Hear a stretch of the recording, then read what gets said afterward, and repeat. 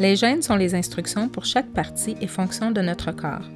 Par exemple, nous avons des gènes qui déterminent la couleur des yeux, le développement de nos muscles, les fonctions du cœur et plus encore. Chaque gène donne les instructions pour la création d'une protéine. À son tour, chaque protéine doit faire son travail. Une erreur dans un gène, qu'on appelle mutation, peut causer un changement dramatique dans la formation ou la production de la protéine, ce qui, en retour, peut causer une maladie génétique.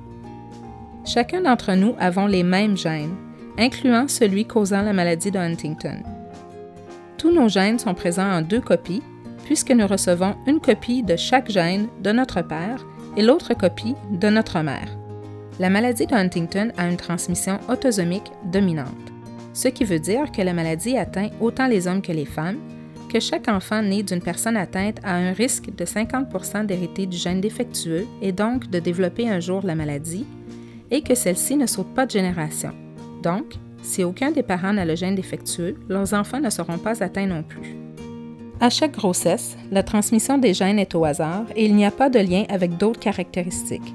Par exemple, pas selon l'ordre de naissance, pas selon le total d'enfants, c'est 50% à chaque grossesse. Pas de lien avec les traits physiques, la ressemblance et les traits de caractère avec le parent atteint. Parfois, il n'y a pas d'histoire familiale connue, comme dans le cas d'une adoption.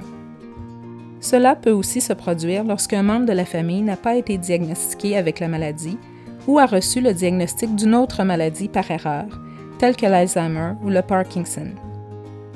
Ou encore parce que la personne atteinte est décédée avant l'apparition des symptômes de la maladie. La maladie de Huntington peut aussi être causée par une nouvelle modification du gène ou mutation au cours de la fécondation. Pour plus d'informations à ce sujet, référez-vous à la capsule concernant la zone grise.